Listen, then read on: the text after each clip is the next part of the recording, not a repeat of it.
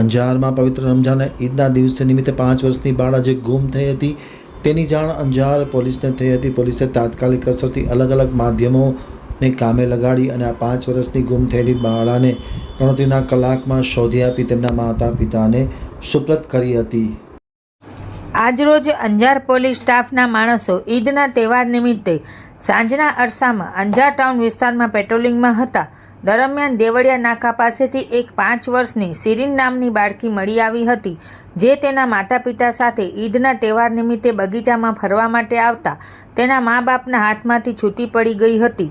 મળી આવેલી બાળકીને તેના માતા પિતાનું નામ પૂછપરછ કરી તુરંત જ પોલીસ સ્ટાફના માણસો દ્વારા સોશિયલ મીડિયા તથા હ્યુમન સોર્સ આધારે તેના પિતા કરીમભાઈ શેખ રહે અંજારવાળાને શોધી બાળકી તેના પરિવારને સુરક્ષિત સોંપવામાં આવી છે।